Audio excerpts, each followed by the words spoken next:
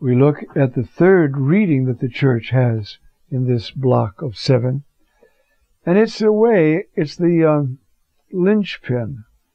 It's the story of the Exodus.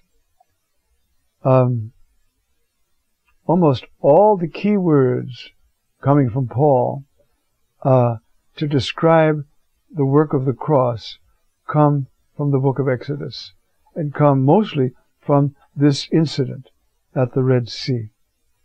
And that's why Paul uses it. And this is for him, as you know, you see, this is the baptism, water.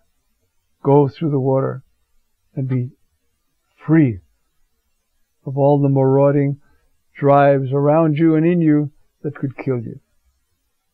That's what baptism is. We are joined, as the sects will say. You know, when we get there in the next section, after we do these readings, then we'll do the Easter readings next time. But as many of us have been baptized into Christ have put on Christ, from Galatians. This text, therefore, is very interesting, you see. It starts in verse 15. So we've heard now that, they're closing in, and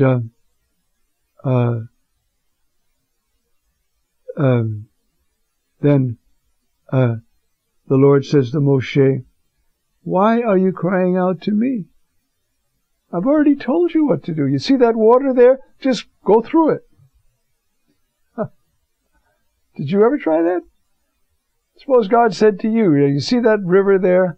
You know, it's 1/4 mile wide and it's 40 feet deep. Now I want you to walk through it. Don't stand there. The rabbis have a great lesson. They say, sometimes we're supposed to have long prayers, sometimes we're supposed to have short prayers. Here, God says short prayer. Get walking through that water. You see? And they're saved that way. And so the text says, you see, the Lord said to Moshe, "Why are you crying out to me? I've already told you what to do. Walk right through that river." You see? "Tell the Israelites to go forward, and you lift up your staff, and with hand outstretched over the sea, split the sea in two, that the Israelites may pass through it on dry land. But I will make the Egyptians so obstinate that they will go in after them. Then I will receive kavod, glory, through Pharaoh and all his army, his chariots and his charioteers. The Egyptians shall know, Ani Adonai, I am the Lord, when I receive glory through Pharaoh and his chariots and charioteers." People will find out now who's the strongest. This poor little fellow who's going to be dead in a few years thinks he's running the universe. He can kill people anytime he wants. How many world leaders have found themselves in dire straits? I hope not hell. Because this is what they think.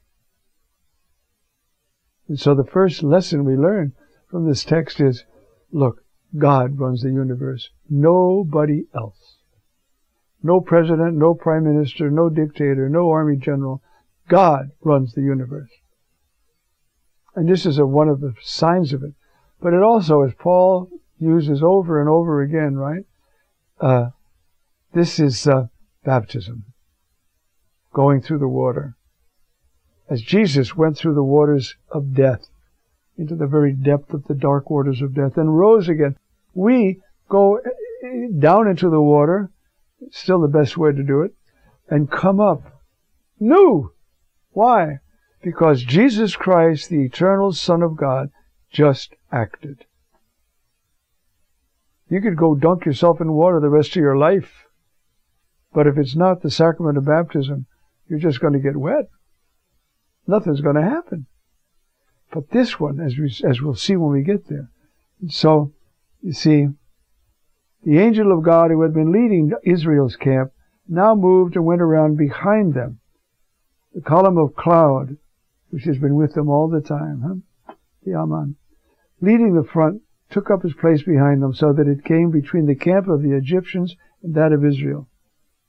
But the cloud now became dark, and thus the night passed without the rival camps coming any closer together all night long. Then Moses stretched out his hand over the sea, and the Lord swept the sea with a strong east wind through the night, so that it turned into dry land. When the water was thus divided, the Israelites marched into the midst of the sea on dry land, with the water like a wall to their right and to their left. This is going through the waters of death untouched. Why? Because Jesus, first at his baptism and then at his death, went through the waters of death and joined us to himself, so that we die to being dominated by evil. We die being dominated by Pharaoh, that is Satan. We are free. And we are so free that if we ever realize it and we're grateful enough, we wouldn't sin anymore. This is so beautiful. We're free, and we have the power to stay free by the power of the cross. You see, the Egyptians followed in pursuit. All Pharaoh's horses and chariots and charioteers went after them right into the midst of the sea. Now remember, this is one of the texts you have to read on this night. You see, to try to give us a visual, interior understanding of what happened to us, even if we were only that big at baptism. It was a direct, miraculous act of God, freeing us from darkness and giving us his own divine light. And this is the text that all the preachers mention and develop, because standing in front of them in almost every parish church in the world will be a whole group of people who are going to go through the Red Sea and come out the other side, saved and part of Israel. It's very interesting that the prayer that follows this reading speaks of how these people have just entered into Israelitica dignitas. They have now become part of the Israelite dignity, the dignity of Israel. They are part of it now, the new Israel. Listen on Holy Saturday and you'll hear it. If he says there's two prayers, if he says that prayer, the priest. Okay. In the night watch, just before dawn, the Lord cast through the column of fiery cloud upon the Egyptians a glance. That's all it took. Threw it into a panic, and he so clogged their chariot wheels they could hardly drive. With that, the Egyptians sounded the retreat before Israel, because the Lord, Adonai, was fighting for them against the Egyptians. That's why we win, my friends. That's why we win. Because the Lord is fighting for us. Even if we're bereft or seem to be bereft like Abraham, even if we're suffering, you see, God is there, freeing us from darkness. And if we'll let him, taking us right through the whole of the baptismal promises and the baptismal process, which ends with our death when we pass from this world right into God. And that's possible. If somebody was driving home, who has just been baptized that night, after a life of 40 or 50 years of ordinary life, and ordinary sin, and ordinary whatever, ordinary, even extraordinary sin, and he dies, he goes straight to heaven. He hasn't had time to commit any more sins.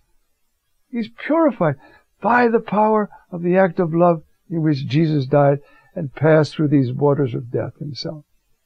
He prefigured them himself at his own baptism. He went down into that water and came up again, strengthened, and now the servant of God in a new and powerful way. And so are we. You see, so Moses stretched out his hand over the sea, and at dawn the sea flowed back to its normal depth. And the Egyptians were trying to get out of it. Not a single one of them escaped, but the Israelites had marched on dry land through the midst of the sea, with the water like a wall to the right and to the left.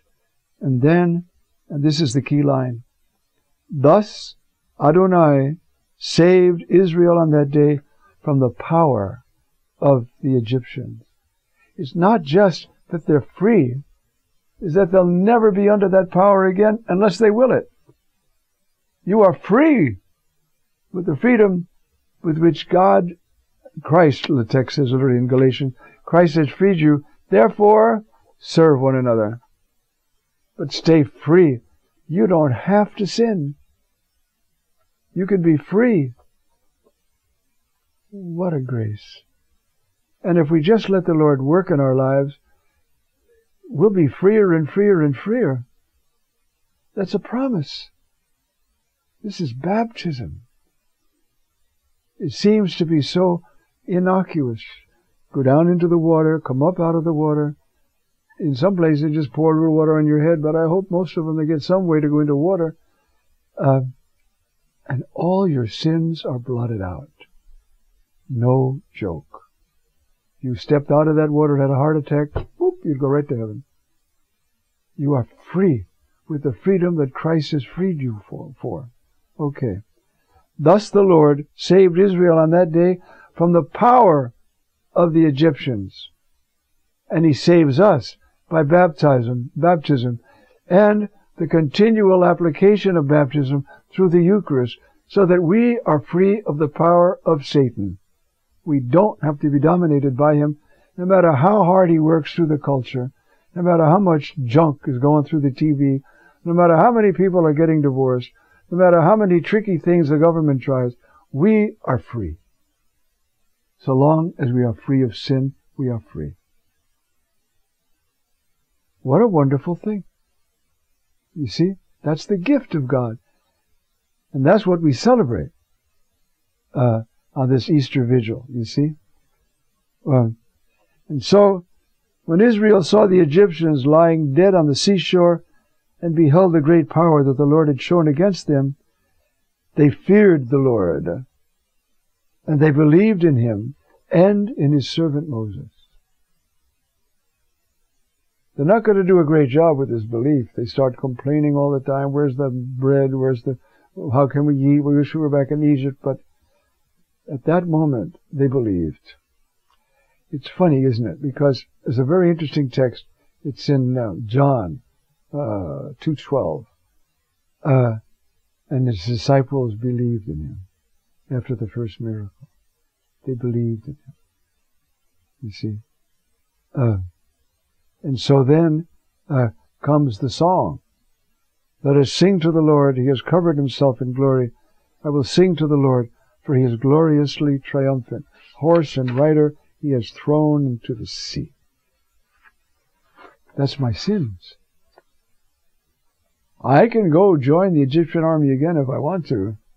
Or I can be a slave, really, to Egypt again. But I don't have to. I have just been, and on that night, when the adults are baptized, they go right from there to eat the eternal manna, the flesh of Christ, to drink the wine of eternity, the blood of Christ. The angels are in awe at that moment, but we're kind of dumb. We don't really get it. Or, if you're in a parish that doesn't have, we renew our vows. And the Lord takes that seriously. I now consider you baptized again if you really mean you renounce sin and start to believe in me again. Really do it. And so, that's the key passage of the Paschal Vigil in these 7 initial readings.